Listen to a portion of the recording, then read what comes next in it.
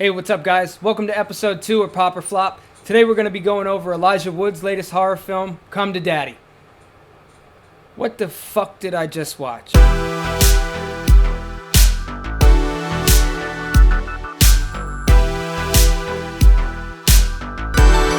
got the good stuff.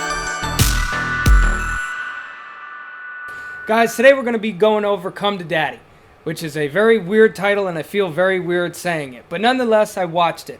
This is the directorial debut of Timpson. I actually thought that this movie was produced entirely through Elijah Wood's indie horror production company, Spectravision. He really has nothing to do with this other than the fact that he is the lead in it, which is fine. I got a lot of respect for Elijah. Actually, it'd be pretty cool to get him on the show. He's not at fault with this film, as well as the supporting actor playing his father, Steve McHattie. This guy is cracked out.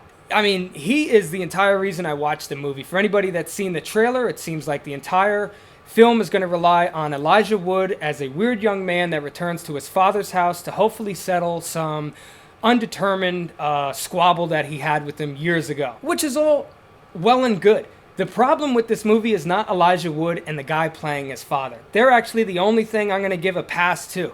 The problem is the screenplay. This movie is fucking jumbled like a box of puzzles that someone tried to make a feature. Within the first 30 minutes, there's a big tone shift, and I don't want to spoil it for you guys. You know, if you get around to watching it, I hope you enjoy it. There's some elements that I did enjoy in the film. Some of the gore is pretty cool, but there is a lot of bad exposition through monologue dialogue. There's a scene where someone gets stabbed with a pen covered in shit, and the actor that does it wastes at least 40 seconds explaining what's going to happen when he stabs this guy with his pen covered in shit. There's your movie. The movie itself has a lot of weird elements going for it, which is normally cool. I like weird movies. I'm a fan of David Lynch, Blue Velvet, anything like that where it's a little absurd, but I'm willing to buy into it.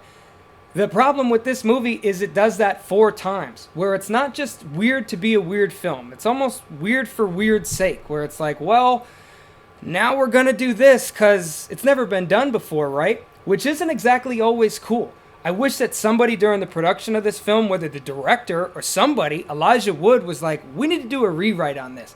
There's a lot of things that go unanswered. Even if we take the horror elements out of it and just kind of view this film for what it is, a man reconciling with his father. There is a big gap and a void missing, and I don't feel fulfilled after the 90 minutes are done.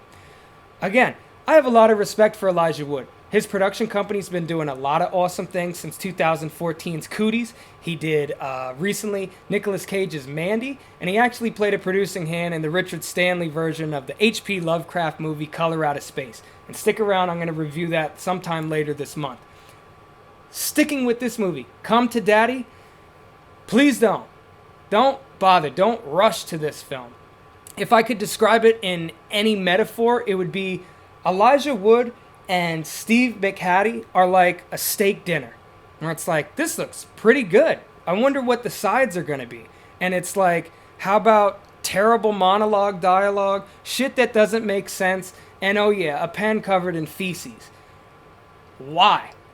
Why is this all jumbled together? This feels like 3 movies. Maybe I would respect it more if it was 3 films. I gotta take a crap. It just goes to show you, you cannot make a good film out of a bad screenplay, which is entirely my problem with it. It needed a rewrite. It needed to be retinkered. It needed to be tighter and focus on one centric story.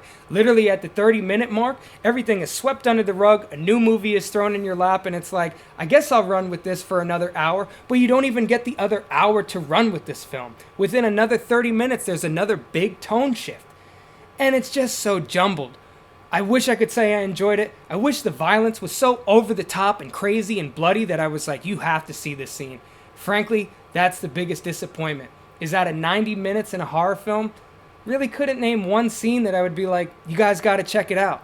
Unless you're obsessed with people covered and, stabbing people with a pen covered in shit, I could pass. There's a lot of horror movies I'd rather rewatch, and a lot of newer ones coming out that I think deserve a little bit more credit than this one. Elijah, I hate to say it, but this one is a big time flop. I'm going to give it 5 out of 10. I wish it was a little bit better, but I look forward to anything else that this guy does. Alright guys, that's going to be a wrap for today's review. Thanks for watching, and as always, we're going to leave 2 videos on my right, just in case you might have missed anything. And to make sure that doesn't happen again, smash this little guy over here to the left to make sure you're subscribed, and stick with our channel. Thanks.